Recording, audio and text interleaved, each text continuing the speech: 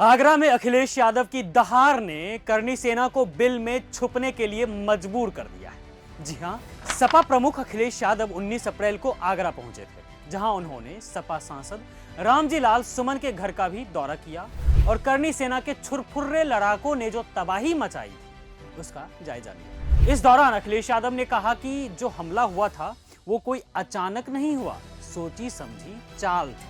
तभी तो करनी सेना के लोगों ने सपा सांसद के घर पर तोड़फोड़ मचाई, साथ में उन्हें गोली मारने की धमकी भी दी। अखिलेश यादव इतना कहने के बाद योगी सरकार को जमकर कोसा और उसे इस तबाही के लिए जिम्मेदार बताया। सपा प्रमुख ने और भी आरोप लगाए हैं। उन्होंने कहा है कि राजपूत समाज को एकजुट दिखाने की कोशिश सरकार कर रही है। यह सब कुछ पिछड़ा, दलित और आदिवासी यानी कि पीडीए को डराने के लिए किया जा रहा है। जो तलवारें आगरा में लहराई गई थी उसके पीछे भी सरकार ही है। आप ये भी जान लीजिए कि कुछ दिनों पहले रामजी लाल सुमन ने राणा सांगा को गद्दार कह दिया था। सांसद रामजी लाल सुमन ने कहा था कि बाबर को भारत राणा सांगा ने ही बुलाया था। अगर मुसलमान बाबर की औलाद हैं तो तुम गद्दार की औलाद हो। सुनिए पहले जो उन्होंने कहा था। बाबर को लाया कौन? बाबर को इब्राहिम लोधी को हराने के लिए राणा सांगा लाया था। तो मुसलमान तो बाबर की औलाद हैं और तुम गद्दार राणा सांगा की औलाद हो। ये हिंदुस्तान में तय हो जाना चाहिए। अगर बाबर की तो आलोचना करते हैं, राणा सांगा की आलोचना नहीं करते। इसके बाद 26 मार्च को करनी सेना ने आगरा स्थित रामजी लाल सुमन के घर पर जमकर तोड़फोड़ की थी, जमकर बवाल मचाया था।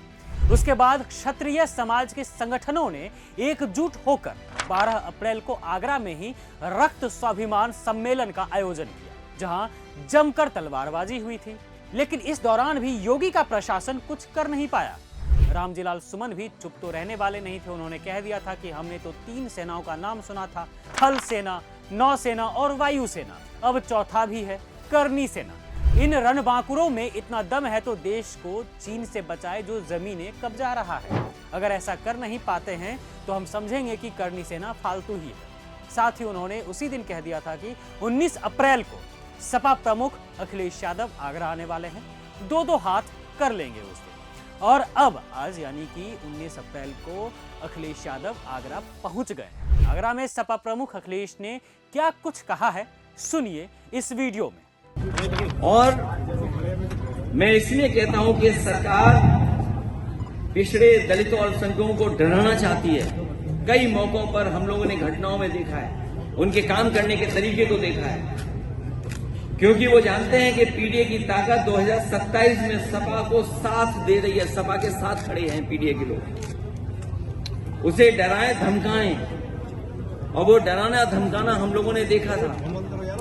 अभी जो बाई इलेक्शन हुआ था उसमें किस तरीके से डराया धमकाया गया था, उन्हें वोट तक नहीं डालने दिया गया था। ये बड़ी साजिश थी। और मैं कुछ उदाहरण हाल के ही देना चाहता हूं, मैं पुराने उदाहरण कोई नहीं देना चाहता हूं। किस तरीके के सरकार का व्यवहार है डराने का, मैं वही उदाहरण कुछ देना चाहता हूं। हालांकि कुछ बातें जो घटनाएं हैं उसमें कुछ मिलकर के कुछ और फैसले हुए हैं, लेकिन जो घटनाएं हम लोगों ने देखी और हाल में हुई हैं, इलाहाबाद में एक दलित को जला के मार दिया गया क्योंकि उसने जाति विशेष के लोगों के गेहूं काटने से मना कर दिया।